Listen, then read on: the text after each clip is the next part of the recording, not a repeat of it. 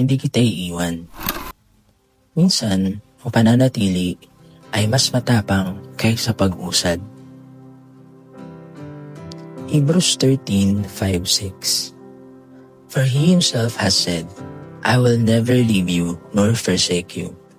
So we may boldly say, the Lord is my helper. I will not fear. What can man do to me? Ang sulat na ito ay para sa mga taong pagod na, pero hindi pa rin umaalis. Hindi sila umaatras dahil kulang ang pananampalataya, hindi dahil mabigat ang dinadala araw-araw. At sa gitna ng lahat ng iyon, isang pangako lang ang inuulit ng Diyos.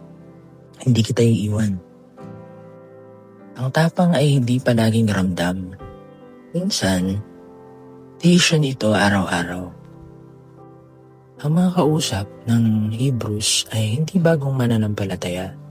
Sila ay nasubok na, napagod na, at may dahilan na para umatras. At may nawala sa kanila, reputasyon, seguridad, at ginhawa ng buhay. At ang tukso, sulit pa ba ang manatili? Hindi sila sinabihan ng Diyos na mas gagaan ang buhay. Ang ibinigay niya ay isang pahayag na hindi nagbabago. I will never leave you nor forsake you. At mula sa pangakong iyon, may isang matapang na tugon. Sabi, so we may boldly say. Hindi sinabi na baka kayanin. Pero sabi doon, the Lord is my helper. May mga araw na hindi mo kailangan umusad. Kailangan mo lang ay manatili.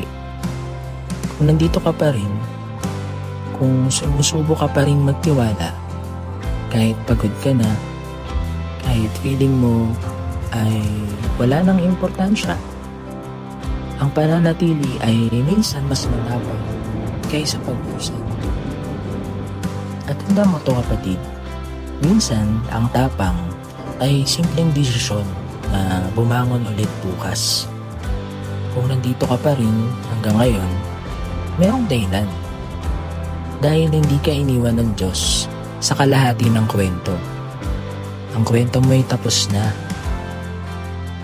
Ang iyong buhay ay nakaukit na sa kanyang mga palad. Hindi mo kailangang magpatuloy na nag-aalala dahil mananatili siya kahit anong sitwasyon ng buhay mo. Hindi ka niya iiwan kahit talikuran ka ng buong mundo. Ang tanong natin ngayong araw ay, mananatili ka pa ba sa Panginoon kung ikaw na lang ang natitira?